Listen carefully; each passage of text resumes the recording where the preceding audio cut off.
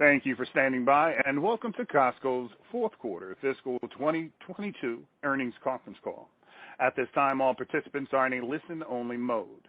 After the speaker presentation, there will be a question-and-answer session. To ask a question during the session, you will need to press star 11 on your telephone. I would now like to hand the call over to CFO Richard Galanti. Please go ahead. Thank you, Latif, and good afternoon to everyone. I'll start by stating that these discussions will include forward-looking statements within the meaning of the Private Securities Litigation Reform Act of 1995, and these statements involve risks and uncertainties that may cause actual events, results, and/or performance to differ materially from those indicated by such statements. The risks and uncertainties include, but are not limited to, those outlined in today's call, as well as other risks identified from time to time in the company's public statements and reports filed with the SEC. Forward-looking statements speak only as of the date they are made, and the company does not undertake to update these statements except as required by law. In today's press release, we reported operating results for the fourth quarter of fiscal 2022, the 16 weeks ended this past August 28th. Net income for the quarter was $1.868 billion, or $4.20 per diluted share, compared to $1.67 billion, or $3.76 per diluted share a year ago. Last year's fourth quarter was negatively impacted by an asset write-off of $84 million pre-tax, or 14 cents per diluted share. Net income for the fiscal year totaled $5.84 billion, or $13.14 a share, compared to $5.01 $5.01 billion, or $11.27 per diluted share the prior fiscal year. Net sales for the fourth quarter increased 15.2% to $70.76 billion, as compared to $61.44 billion reported last year in the fourth quarter. On a comparable sales basis in the fourth quarter, the U.S. for the 16-week period on a reported basis had comp sales of 15.8%. When you exclude gas inflation and FX, or we wouldn't be in any FX gas inflation, it'd be 9.6%. Canada, 13.4% reported, 13.7% ex gas and FX. Other international, 2.9% reported, and 11.3% ex gas and FX. So all told, total company was reported as 13.7%, and excluding gas and FX, plus 10.4%. Separately, e-commerce, 7.1% reported, and again, excluding FX, 8.4%. In terms of the Q4 comp sales metrics, traffic or shopping frequency increased 7.2% worldwide, and up 5.2% in the U.S. Our average transaction or ticket was up 6.0% worldwide and up 10.0% in the U.S. during the fourth quarter. Foreign currencies relative to the U.S. dollar negatively impacted sales by a little over 2%, and gasoline price inflation positively impacted sales by approximately 5.5%. The best performing core categories in the quarter were candy, frozen, kiosks, tire, lawn and garden, jewelry, toys, bakery, and deli. In terms of ancillary businesses, the best performers were gas and food courts, and in other businesses, travel and business centers performed best relative to the prior fiscal fourth quarter results. Going down the income statement to membership fee income, on a reported basis, membership fee income came in at $1.327 billion, or 1.88%. That was up $93 million, or 7.5% on a reported basis. Again, with weaker foreign currencies relative to the U.S. dollar, that number, excluding the impact of FX, would have been $29.8 million higher, and the 7.5% reported increase would have been a 10% increase. In terms of renewal rates, we again hit all-time highs. At Q4 end, our U.S. and Canada renewal rate came in at 92.6%, which is 0.3 of a percentage point higher from 16 weeks earlier at Q3 end, when we were at 92.3%. And our worldwide renewal rate came in at the end of the fiscal year at 90.4%, up 0.4 of a percentage point from Q3 end when it was 90.0%. In terms of the number of member households and cardholders, at Q4 end, we ended the fourth quarter with 65.8 million paid household members and 118.9 million cardholders, both up 6.5% from a year earlier. And that 6.5% increase in number of members and cardholders is on just under a 3% increase in the number of locations. During the year, we opened 23 locations on a base that began the year with 815 warehouses. At Q4 end, our paid executive memberships totaled 29.1 million, an increase of 1.2 million or 74,000 per week during the 16 weeks since third quarter end. Executive members now represent over 44% of our members and just under 72% of our worldwide sales. In terms of membership fees and a possible increase, there are no specific plans regarding a fee increase at this time. We're pleased with our growth in both top-line sales and membership households over the last several quarters, and in member loyalty as reflected in increasing member renewal rates. We'll let you know when something is about to happen. Moving on to fourth quarter gross margins. For the quarter, gross margin on a reported basis came in at 10.18%, down 74 basis points from last year's reported gross margin of 10.92%. Now, the 74 basis point year-over-year reduction is on a reported basis. Excluding gas inflation, it was minus 22 basis points. And as we normally do, we ask you to jot down a few numbers, and then we'll elaborate a little bit more on margin. So the two columns would be reported year-over-year change, and the second one would be ex-gas inflation, net year-over-year change. So the core merchandise margin on a reported basis, minus 67 basis points year-over-year. Ex-gas inflation, minus 23 basis points. Ancillary and other businesses, the second line item, plus 20 and plus 34. Our 2% reward, 0 and minus 5. Lifo, minus 27 and minus 28. And all told, total minus 74 reported, as I mentioned, and minus 22 on a excluding gas inflation basis. Starting with the core merchandise's contribution to gross margin was lower by 67 basis points year-over-year and by 23 ex-gas inflation. The sales mix negatively impact the core, primarily from the lower sales penetration of total core sales relative to our increasing and outsized gasoline sales. In terms of the core margin on their own sales, in Q4, our core and core margins were lower by 26 basis points. That's pretty much in line with each of the last 3 quarters when it ranged from a minus 39 basis points year-over-year in Q3, minus 28 in Q2, and minus 18 in Q1 on a year-over-year basis. So again, for the quarter, it was minus 26 core on core. Ancillary and other businesses' gross margin was higher by 20 basis points and higher by 34 basis points ex-gas inflation in the quarter. Gas, of course, as well as business centers and travel were better year-over-year, offset somewhat by e-com, pharmacy, food court, and optical, but overall a positive year-over-year change.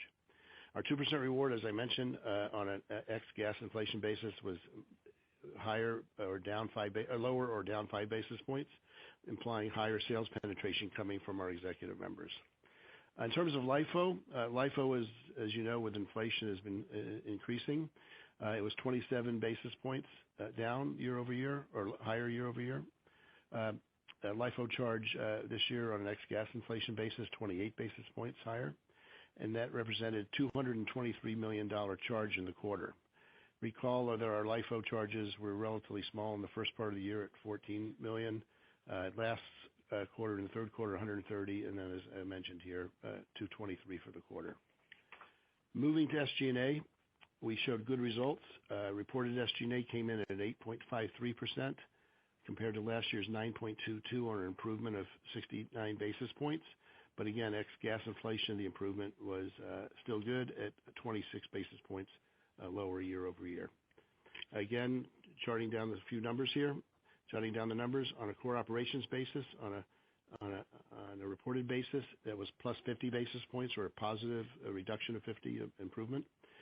Ex-gas inflation, plus 12 basis points. Central, plus 2 and minus 3. Stock compensation, plus 2 and plus 1. Pre-opening expense, plus 1 and plus 2. Other, plus 14 and plus 14. That gets you down to, again, on a reported basis, year-over-year SG&A was improved by 69 basis points and ex-gas inflation by 26 basis points. In terms of the quarter year-over-year, the core operations was, again, better by 12, excluding the impact of gas inflation. Keep in mind these results include the starting wage increases we instituted in October of 2021, so in the first quarter of this fiscal year. this past fiscal year, as well as new wage and benefits increases implemented during the third quarter in March of this year, as well as the impact of 8 weeks in this quarter as we increased the top of scale increase that went into effect July 4th. So a few increases that we've done this year, and still we feel pretty good SG&A approval given our sales strength. Central was lower by 2 basis points and higher by 3x gas inflation. Nothing big to talk about there. Again, stock compensation I mentioned. Pre-opening, we've noted that since we now include pre-opening on the income statement as part of SG&A instead of a separate line item. And other, again, the 14 basis points, recall that included that last year's write-off in the quarter totaling $84 million. All told, reported operating income in the fourth quarter increased 10%, coming in at $2.497 billion. A little of that benefit was that asset write-off last year. Below the operating income line, interest expense was $48 million this year versus $52 million last year, relatively similar. Interest income and other for the quarter was lower by $1 million year over year, coming in at $67 million this year versus $68 million last year. Interest income was actually higher, but that was offset by unfavorable FX impact, which pretty much offset each other to be roughly flat year over year. Overall, reported pre-tax income was up 10%, coming in at $2.516 billion this year, up from $2.291 billion a year earlier. In terms of income taxes, our tax rate for the fourth quarter was 25.4% compared to 26.1% in Q4 last year. The fiscal 23 effective tax rate we estimate is currently projected to be approximately 26%. One thing I mentioned we haven't mentioned in the past, net income attributable to Costco, that line item was up 12%. Recall that on June 30th this past year, we acquired the 45% minority interest from our JV partner in Taiwan, so we now own all of Costco Taiwan. As a result, net income attributable to non-controlling interest was better by $14 million in the quarter. The non-controlling interest line will become zero going forward, essentially. A small amount, but pretty much zero. A few other items of note in terms of warehouse expansion. In the fourth quarter, we opened 9 net new warehouses. So for the full year, we opened 26 warehouses, but that included 3 relocations, so a net increase during the year of 23 locations. In the fourth quarter, of the 9 we opened, 5 were in the U.S., 2 were in Canada, and 1 each in Korea and Japan. In fiscal 23, we expect to open 29 new warehouses, including 4 relos, so for a net of 25 new warehouses. These 25 planned net new openings are made up of 15 in the U.S. and 10 in other international, including our first locations in each of New Zealand and Sweden, and our third and fourth locations in China. Regarding capital expenditures, our fourth quarter Q4 spend in CapEx was approximately $1.26 billion, and for the full year, CapEx expenditures was $3.9 billion. Our estimate for the upcoming year, fiscal 23, CapEx to be approximately the same in the $3.8 to $4 billion range. In terms of e-commerce business, e-com sales in the fourth quarter, ex-FX, increased 8.4%. Stronger departments in terms of year-over-year percentage increases were tires, lawn, patio and garden, prescription pharmacy, and health and beauty aids. The largest e-com merchandise department in dollars, what we call majors, which includes everything from computers to appliances to TVs to audio, etc., was up in the high single digits. And Costco grocery, including our third-party delivery, 2-day dry, fresh and frozen, continue to grow. They were up 20% in the quarter. An update on Costco logistics. With Costco logistics, we continue to transition from vendor drop ship to direct ship from our own inventory, particularly in big and bulky items. Overall, this lowers the cost of the merchandise and improves delivery times and service levels to our members, and I'll share with you some statistics of that in a minute. Prior to this acquisition in the U.S., we were completing a few years ago about 2 million big and bulky deliveries and installations per year. In fiscal 22, we completed 4.3 million big and bulky deliveries and installation. Previously, all of those 2 million deliveries and installations were made by third parties. In fiscal 22, about 70% or a little over 3 million of the 4.3 million were done by us. In the fourth quarter, in fact, that percentage of deliveries and installations performed by us was 81%. Pre-acquisition, the estimated average days to deliver was above 15 days. And we were working with over 100 delivery partners. Today, our average delivery time for big and bulky is just under 5 days, and we're continuing to work to improve that. And we were down to 8 primary delivery partners. A few comments regarding inflation. We've seen minor improvement in a few areas, but all in pressures from higher commodity prices, higher wages, and higher transportation costs and supply chain disruptions. They're still present, but we are seeing just a little light at the end of the tunnel. If you recall, in the third quarter, we indicated that price inflation overall was about 7% plus for us. For the fourth quarter, and talking with our merchants, the estimated price inflation overall was about 8%, a little higher on the food and sundry side, a little lower on fresh foods, and both higher and lower on the non-food side. We're seeing some commodities prices coming down, such as gas, steel, beef relative to a year ago, even some small cost changes in plastics. We're seeing some relief on container pricing. Wages are still the higher thing when we talk to our suppliers, and as we all know, wages still seem to be the one thing that's still relatively higher. But overall, some beginnings of some light at the end of that tunnel, and of course that could change each week.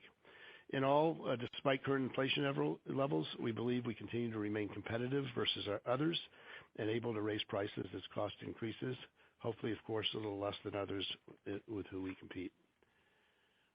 Many of you have asked about private label with the recent inflationary environment and what's happening. Are people trading down? And of course, our first response, of course, is they're not trading down, they're trading up, or certainly trading the same. In terms of Kirkland Signature merchandise penetration, and I'm excluding gas and other businesses that carry the Kirkland name, Kirkland Signature merchandise is up just under 1% in terms of penetration compared to a year ago. Our KS merchandise penetration is about 28% for the year. This is similar to historical trends where it's increasing slowly and steadily over time, so no big dramatic change from the past there. In terms of supply chain, generally supply chain has improved a little, including on-time deliveries. We started seeing container prices coming down. First place you see it, of course, is in the spot market, and then you'll start to see it hopefully in some other contracts as they continue. No longer any big capacity issues or container shortages. Domestically, port delays have improved, and while the rail strike that was in the news a few weeks ago was thankfully averted, in anticipation of strike, there were some rail ramp closures and delays in restarting that, but the view from our buyers is that this should be eliminated for the most part towards the end of this week. Switching over to inventory levels, our total inventory at Q4 end was up year over year, just under 26% year over year. At the end of the third quarter, it was up just over 26%. Of the 26% increase, an estimated 10 to 11 percentage points of it is inflation, that's that 8% number, and new warehouse growth, that's that 3% number in terms of unit growth over the last year, but still up year over year. Additionally, we're lapping some low stocks in certain departments as a result of last year's high demand, specifically in non-food areas where last year we were about 90% of our targeted inventory levels. Food and sundries and fresh are in good shape, we feel. Our week supply is comparable year over year. In terms of non-food inventories, it's up in certain categories. Again, this is in part a result of being light in certain departments last year, as mentioned earlier. The good news so far, initial seasonal sales seem to be going well, as evidenced in our monthly sales reports.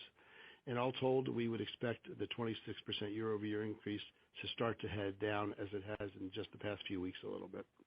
Lastly, as a reminder, in terms of upcoming releases, we will announce our September sales results for the 5 weeks ending Sunday, October 2nd, this next week on Wednesday, in 2 weeks, on Wednesday, October 5th, after the market closes. With that, I will open it up to questions and answers with Latif. Thanks. As a reminder, to ask a question, you will need to press star 11 on your telephone. Again, that's star 11 on your telephone. Please stand by while we compile the Q&A roster. Our first question comes from the line of Simeon Gutman, Morgan Stanley. Your line is open. Please go ahead, Simeon Gutman. Good afternoon, everyone. Richard, I want to ask a couple questions about membership fees. So first of all, if you said you were comfortable with sales, so I'm questioning if you're tentative, you're worried about the sales rate if you raise it, and then is it fair if you don't raise it? It means you're also comfortable with the rate of, EBIT growth in the business, because, that's been a tool for the business over time. And I know you don't guide, but I'm obviously trying to get you to answer that. Sure. Well, nice try. No, look, at the end of the day, we've always been told, and we've always told you guys, that we're a top-line company. We're looking to always drive sales.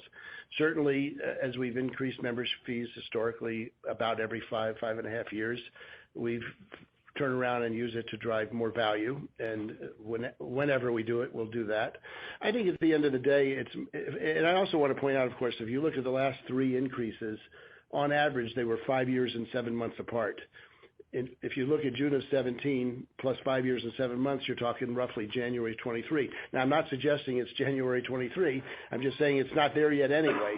And our view is we are confident in our ability to do so, and at some point we will. But it's a question of when, not if. And given the headline of inflation and concerns about recession, we feel quite comfortable driving sales and earnings the way we are right now, and we still have that arrow in our quiver as we go forth. And then maybe the follow-up, same topic still. If the way, your new fiscal year, you've obviously planned the year. Do you cut back or you curtail spending or investments in any way that run through the P&L if you're not planning to do it, or if you are planning to do it? Not at all. I mean, it's steady as she goes in terms of CapEx and what we want to do, and what we want to do with pricing and competitive pricing. And we're not the only company out there, but as we've seen some slight declines in reported gross margin, not only this quarter but in the last several quarters. Part of that was just the upsize improvement in margin during the first year of COVID. But we are not, as you know, we're not shy about doing what we have to do to drive the top line, and we'll continue to do that. Thanks, guys. Good luck. Thank you. Our next question comes from the line of Rupesh Parikh of Oppenheimer.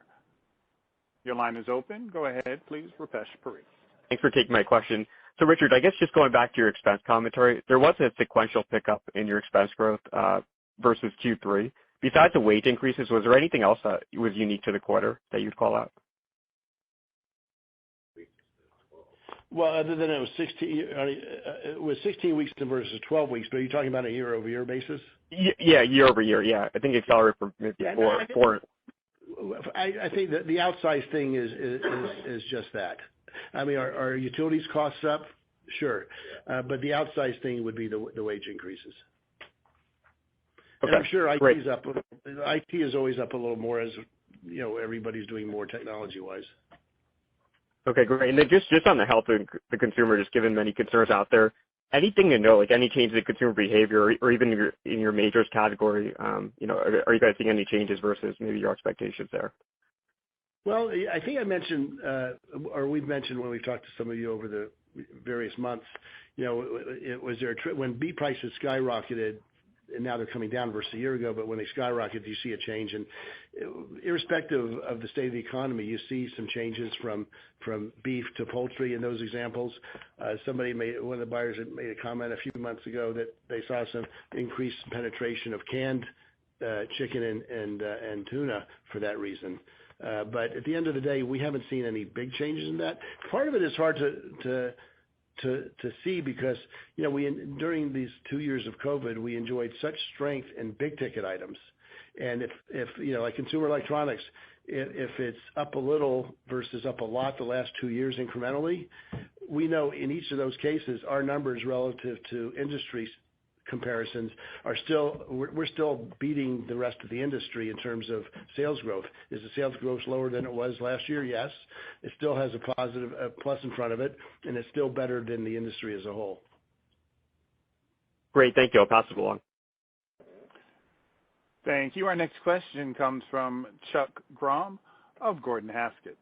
Your line is open. Please go ahead, Chuck Grom.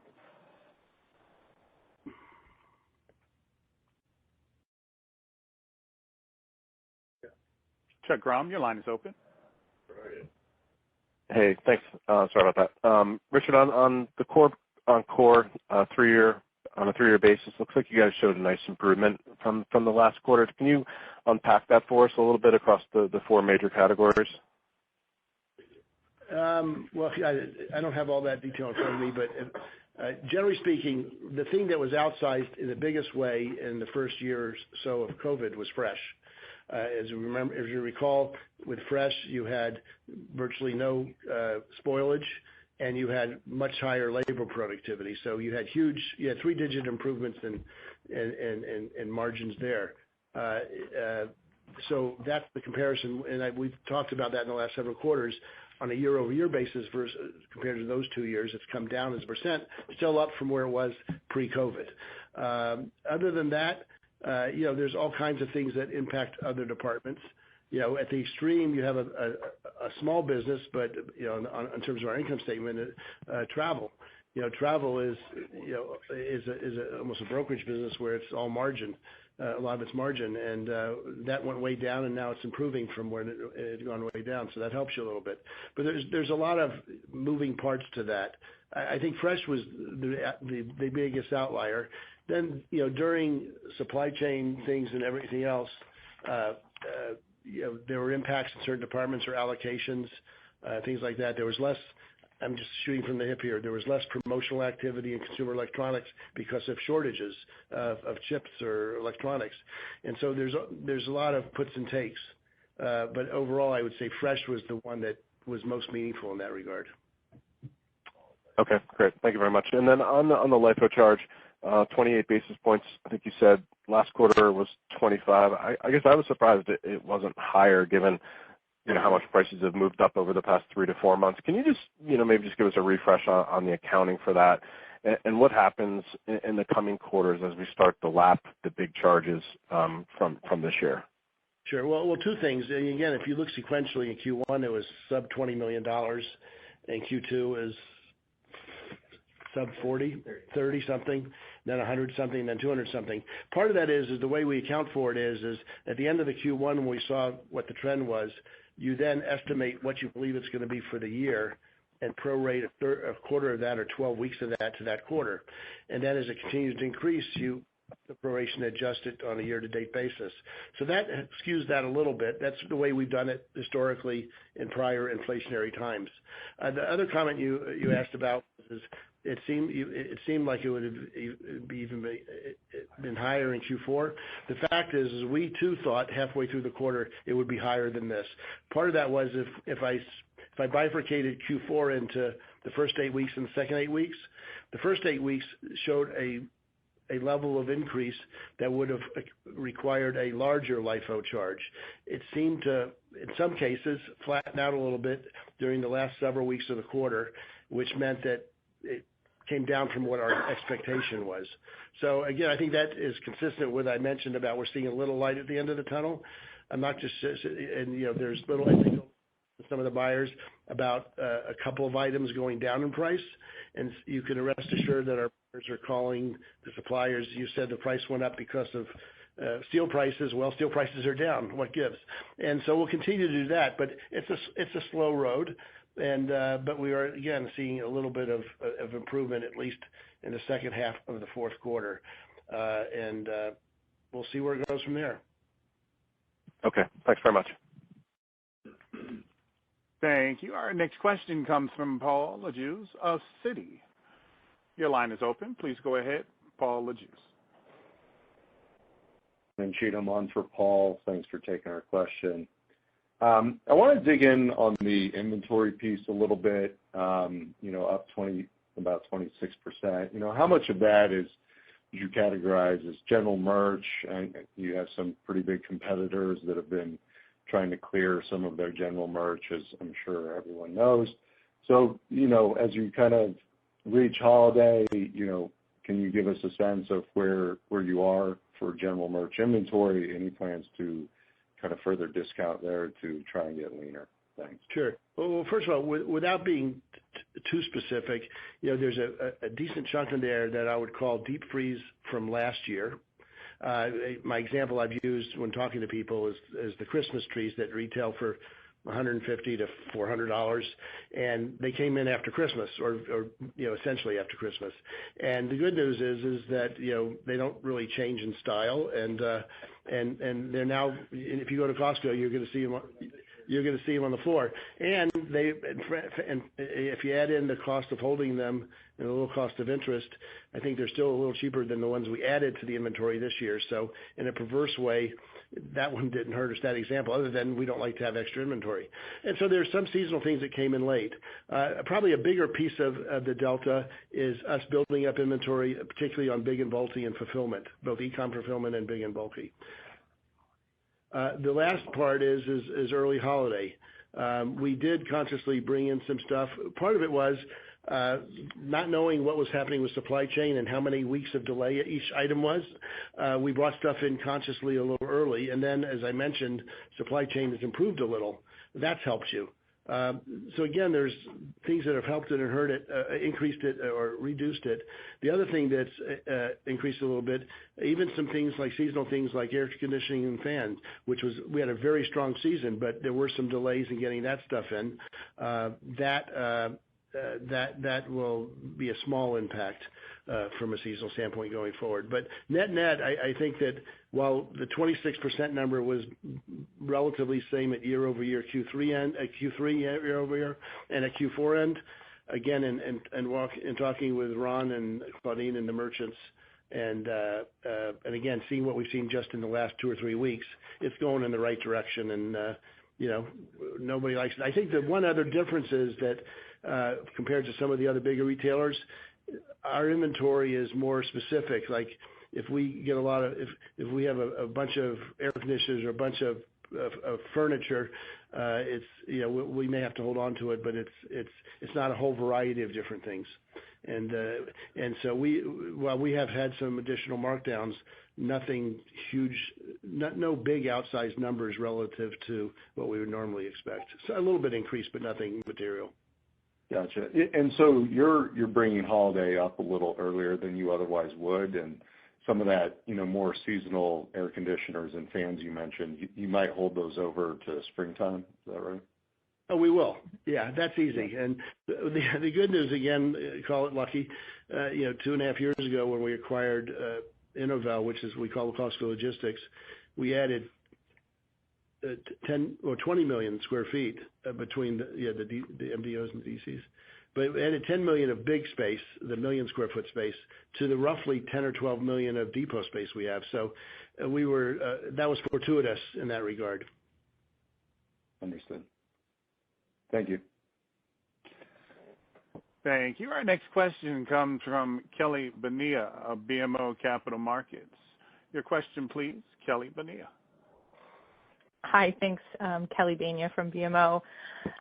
Richard, just wanted to touch on executive penetration. That line item continues to impress. I think it's the biggest quarterly jump in the model that I can see. But I guess my question is, as you look at that kind of cohort of Gold Star customers today, is there anything different about that customer profile, demographics, or otherwise that makes you think you can't have the same success in converting those customers up to executive over time? I think we think we will. I mean, what used to be asked, the question that used to be asked about millennials or Gen X and then millennials and then Gen Z, we tend to see the same type of trends that are age and arguably income dependent. Also, during these last several years, we've continued to get better at talking you into signing up as selling you on the value of that executive member up front. So we've seen increased penetration there too. The other thing, of course, that helps is when we add it to a new country. I think in the past 2 years we added it to Japan and Korea, and so we have it, of course, in the U.S., Mexico, Canada, and the UK. And so, we've already gotten the big countries, if you will, in terms of number of locations. And I'm sure there'll be another country, too, we add it to over time as those countries grow. So, no, I think we've done a better job of doing it, starting with it. Years ago, you came in and we asked you what you wanted, and if you said Gold Star, that's what you got. Now we actually try to, share with you what's the value of it, and we've done a better job of that. Okay, thanks. And just to maybe follow up on the container pricing, I think you mentioned maybe some relief starting there. I guess the question is just, have you learned anything about your business over the past few years, really kind of focusing on discretionary imports and the strategy to charter ships that you might keep longer term, or do you expect to kind of go back to kind of everything you were doing pre-pandemic from that perspective? I think the biggest thing we've learned is that really from the source of origin of these items. If you go back to even when tariffs were placed in 16 or 17 or whenever that was on China, and there were certain items that were moved from manufacturers in China, those same manufacturers who may have had facilities in other neighboring countries, where we could and where they could, that was moved to get around some of those tariffs. And so you learn through that process. We certainly learned through the last couple of years the challenges with containers. Not to say that we can change some of it, but I think we try to the extent you can, you try to spread it out a little more.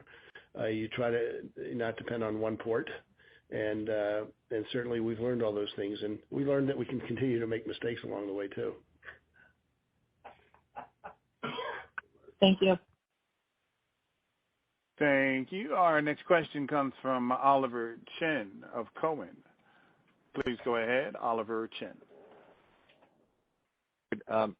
The industry is seeing so much inventory and the wrong kind of inventory. What are your thoughts on the promotions that you're seeing and how you're thinking about pricing, and any thoughts on the nature of your portfolio? You always offer such sharp prices. On inflation at the end of the tunnel, second, Richard, maybe you could elaborate on that. That sounds very nice. And lastly, on data science. Hold on. Let's do one question at a time so I don't forget. Yeah. As supply becomes more plentiful, there's more promotions. I remember last year or the last couple of years, again, given shortages in electronics, we in the industry saw a lot less promotional activity being afforded retailers from the manufacturers on TVs. There was no need to do that, and we're starting to see some of those promotional activities come back. Other than that, also one of the things that we like is our multi-vendor mailer. Both the existing one as well as other promotional things, we do like that online and direct, and those had to be changed in some ways because of shortages or allocations of inventory. A lot of times in those types of MVMs, you've got a lot of hide items like promotional things like TVs, as well as huge high sales volume items like paper goods and things like that. And you're looking at the paper goods as well. There were shortages of those along the way. So we've learned how to change those and maximize them in the best ways we can, and figure out how to use those monies. Work with the vendors as well, the suppliers, to figure out how to use that money in the best way. And we, that's again an iterative, evolving process. Second question. Okay. Yeah, on inflation, just light at the end of the tunnel and some green shoots there that you're seeing. Yeah. Well, again, anecdotally, when we talk to the buyers, they're starting to see a few examples, whether it's something like outdoor patio furniture or barbecue grill, where steel prices are coming down. And, we're reminded by Craig and Ron, or the buyers reminded at the budget meeting when prices were going up. Make sure you understand why they're going up. Is it, what piece of it is raw material costs? What piece of it is freight costs? And when these things come down, you better be on the phone with them, calling them, saying, why, when are we going to get a reduction? And so I think in part because of our limited selection, our limited number of SKUs and the huge volume, I think our buyers know pretty darn well a lot of the cost components of these things, and that I think bodes well for us. But again, at the end of the day, we are seeing. I think it is a little light at the end of the tunnel. Certainly, container rates have come down. Container shortages have improved. The port delays have improved. All that thing go into it, and as raw material prices come down. And FX generally helps you and hurts you. When we report a foreign company's earnings in U.S. dollars, and the currency has gone down 10%, it's 10% less earnings that we report. But at the same token, since we're using U.S. dollars in a lot of things, not just in the U.S., to buy different supplies and raw materials from other places, that helps you a little bit. And again, I think could something happen tomorrow to change this? Sure. But at least we're seeing the things starting to go in the right direction. Hopefully that bodes better for not just us, but everyone. Okay. And lastly, now it's time to talk about Generation A from analysts. What about the data science team, Richard? And I know you hired that team. And what kind of progress or things should we look for there, as well as any highlights you want to give us for your digital strategies on the horizon? Well, you know what? In my old age, I forgot to get any detail on that, but I'll do that on the next quarter. But generally speaking, it's been a couple of years since we brought in a VP of data analytics, and he has built a sizable team.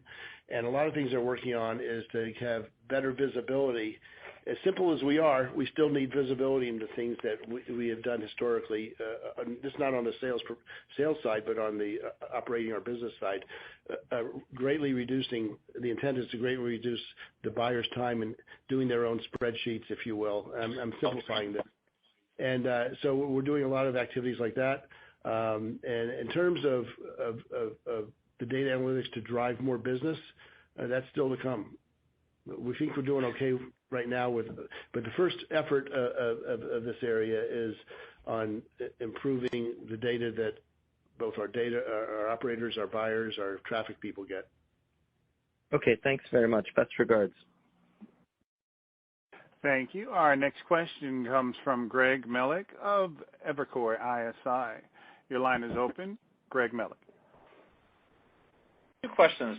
First on gas, and then the credit card. On the gas, I guess I'm curious. It looked like it's we know it's a negative mix shift. Really helped ancillary. That was the one thing where gas profit or penny profit was up. Can you just remind us of that dynamic that as gasoline prices fall, how high penny profit can go during that period, and also remind us the traffic driving relationship to gasoline. The old story is when prices, given that we turn our inventory about every day on average, and the average in the U.S. gas stations is like every 8 or 9 days. So on average, we're buying, the other guy's buying it 4 days.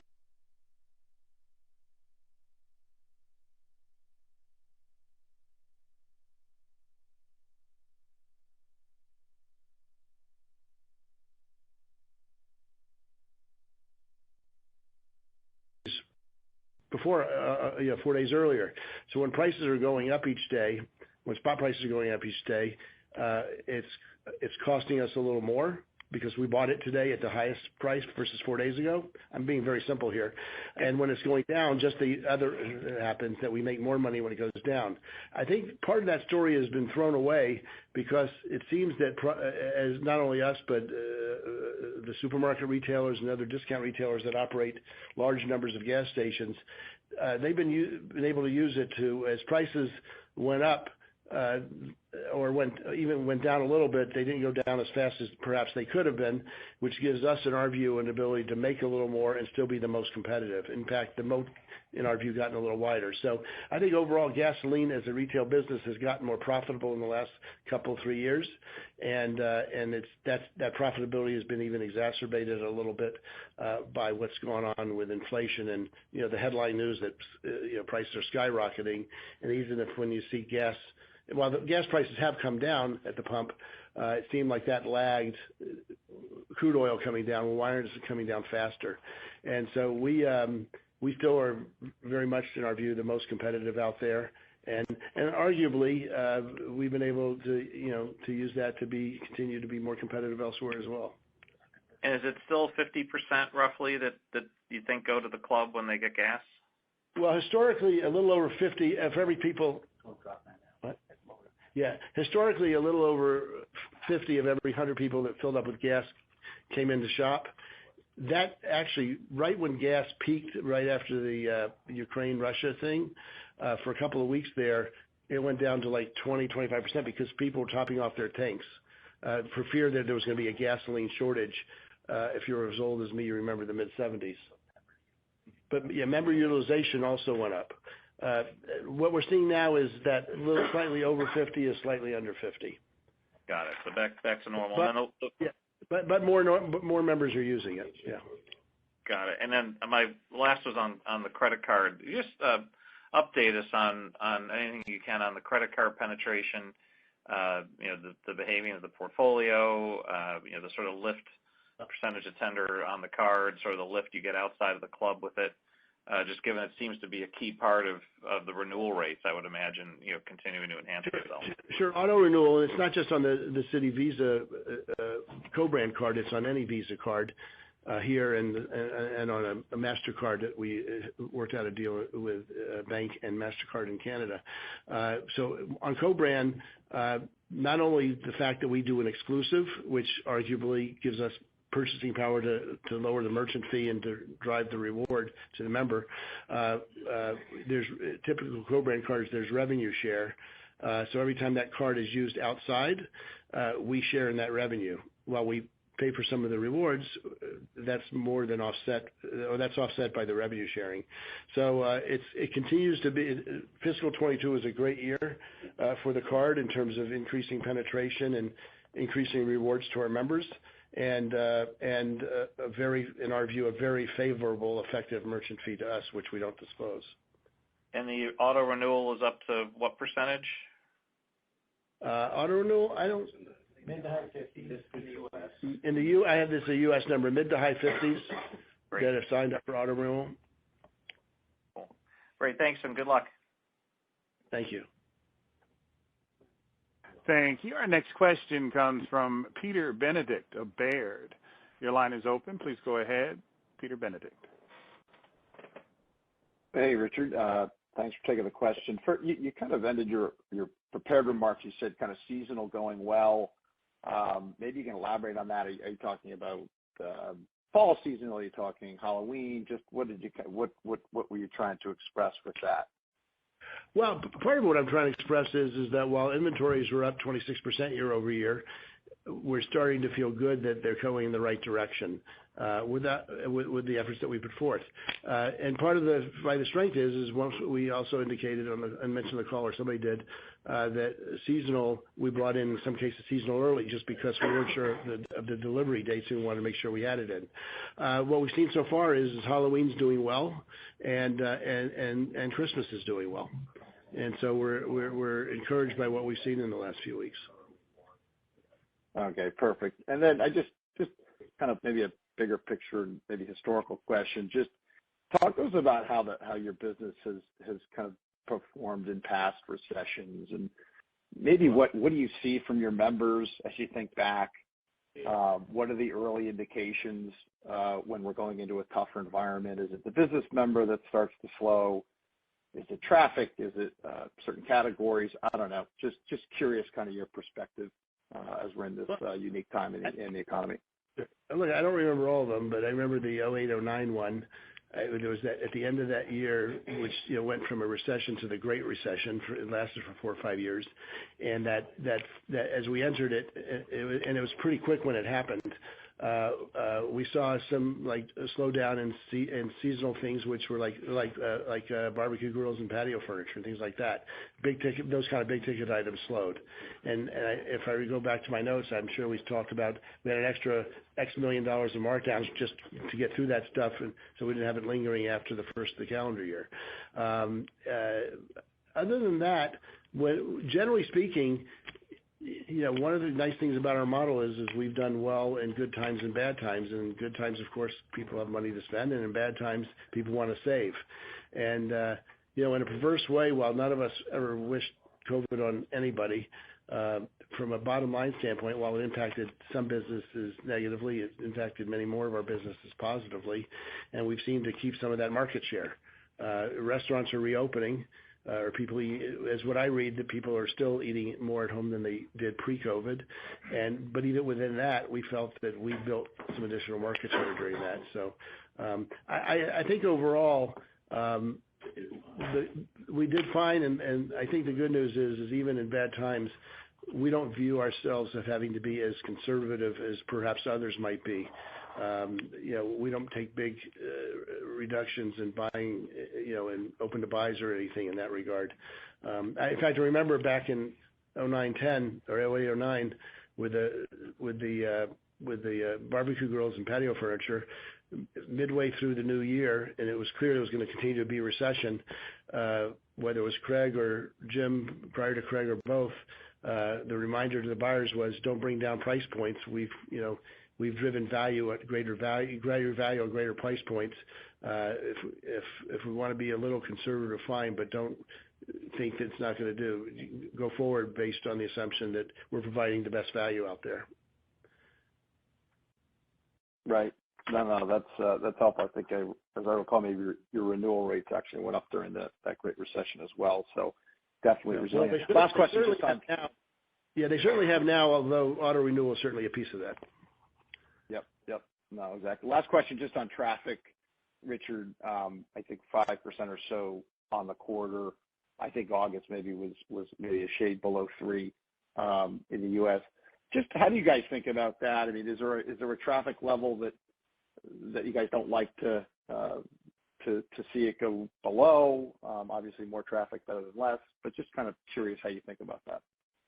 Yeah, part of the challenge in the last couple of years is every time something happens, something hits the fan, and it was like the Omicron surge or the Delta surge, and you'll see things change dramatically in a short period of time. Look, at the end of the day, whenever we see any possibility of something weak, we figure out how to drive sales, and you usually drive sales by greater values, hot items. And that goes back to the comment I made earlier about the multi-vendor mailers. That's the one thing I think we're good at, is figuring out how to drive people into the door with hot items, and that's helped us as well. David here just shared with me. One of the other interesting things, we see more Monday through Thursday shopping than on the weekends, or vice versa. We see less Monday through Thursday and more on the weekends because people are going back to work. But so during the week we go, what's going on, and then by the end of the week we go, phew. Okay, good enough. Thanks very much. Good luck. Thank you. Our next question comes from John Heinbockel of Guggenheim Partners. Please go ahead, John Heinbockel. Do you guys have any sense of demographics by Gold Star versus executive? And the thought being, when you think about the structure going forward, could you leave Gold Star where it is, take executive up, and maybe add an executive plus, right, that either has more than 2% or some other features, right? So you're catering to people through the income spectrum. Yeah, I think we try to, as you know, John, I think we try to keep things simple. We talk about all kinds of things, but then we always come back home and say, let's do this, and we keep it simple. One of the other issues about doing a higher level membership than executive is the sales taxability in some states. That is currently non-sales taxable, but at a certain level, states say it's sales taxable, not just the increment, but the whole membership fee. So that's something we take into account also. At this juncture, I think we still lend towards simple. Okay, and then secondly, when you think about, I think somebody asked about inflation going forward. A lot of what we hear is that it'll be sticky, right? Higher for longer. As it comes down, how do you think vendors, right, are likely to respond? We're not going to see list price decreases, right? We're probably going to see more trade money step up. So when you think about your participation in that and your ability to take advantage of that, how do you guys think about that? Well, I think in terms of the stickiness, wages are still the culprit.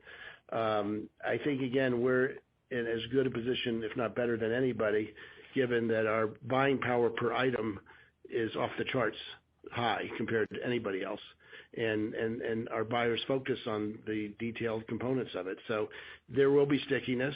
You read articles every day on television or in the periodicals, the journal, about some CPG companies that just raise their prices and they're sticky.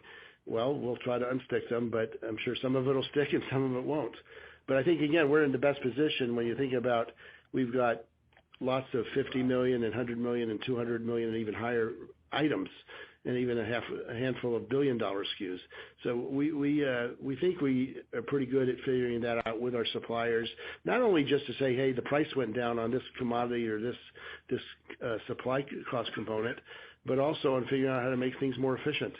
I think one of the things somebody asked earlier about what have we learned on the freight and trade side, container side, port side. I think we've learned through manufacturing, as good as we think we are. There are things that I hear at the budget meetings all the time about how on 100, 200, $500 million SKUs, how they're taking costs.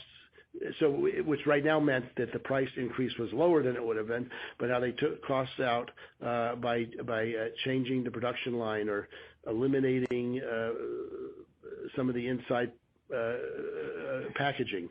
And that's part of ESG as well as figuring out how to lower the cost. And again, I don't know if anybody does it as well as we do, given that we're focused on such bigger volumes of an item. Okay, thank you. Thank you. Our next question comes from Robbie Ohmes of Bank of America Securities. Please go ahead, Robbie Ohmes. Maybe a follow-up on, John's question. So the kind of signs of relief in inflation you're seeing, can you give examples in the kind of food and sundry side of the business? Are you seeing, some relief on the food inflation side? I'm getting some help here. Certain commodities like corn are coming down. I mentioned beef. Resin is coming down a little bit. So all these things are impacting it a little bit. But, in some cases, the supplier committed at the higher price.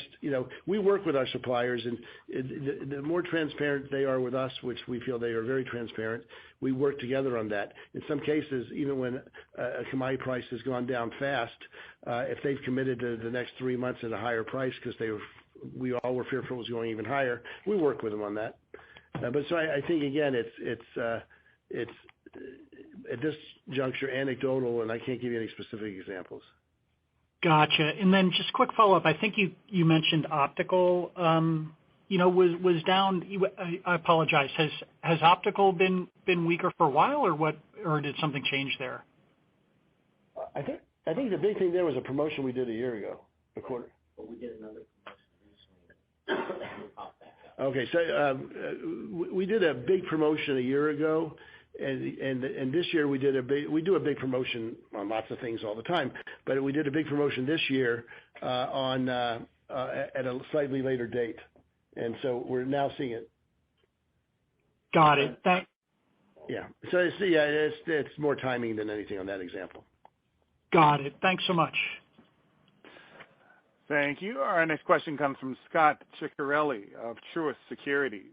Your line is open. Please go ahead, Scott Ciccarelli. Thanks, and hi, guys. So Costco tends to put a line in the sand on pricing with some items, obviously the hot dog and soda, rotisserie chicken offerings, for example, despite today's inflationary pressures. But your margins are actually holding in pretty well. So I guess the question is, are there other areas where you're being even more aggressive than normal on the pricing side? And then the flip side of that is, what categories are you guys using to maybe harvest some extra margin to offset the presumed margin squeeze from holding the line in the sand on pricing? Lightning just struck me. No, we really don't look at it that way. I think the thing I mentioned earlier about there's some businesses that are doing well with margin, like gas business, on a smaller way, the travel business. Those things help us be more aggressive in other areas, or as you mentioned, hold the price on the hot dog and the soda a little longer, forever. And but at the end of the day, no, I don't think we necessarily look to find places where we can harvest margin. But we are there are different areas. Again, the fresh foods business the strength in sales for a 2-year period where over 2 years you had 30 and 40%, 20+% increases each year. The enormity of the improvement in the bottom line, even now as we're giving some of that back now, still net we're better than we were 2 years ago. So all those things help that process. But on a go-forward basis, if you're really not looking to take any extra margin in some other categories, should we presume that margins may actually start to drop on a year-over-year basis? Well, we don't provide guidance, but we look at the top line first, and how does that impact the bottom line? And historically, years ago was we want to raise margins by lowering prices, but keeping a little of it. That was the old saying. You're in an inflationary environment, that changes a little bit. But at the end of the day, it's all about driving volume. If we can incrementally get another percentage point of comp sales, that does more than any kind of harvesting we would ever want to do, which we don't do. Understood. Okay, thanks, guys. Okay, I think that's it on our end. Thank you very much, everyone. We're all here to answer some additional questions, and talk to you soon. And this concludes today's conference call. Thank you for participating. You may now disconnect.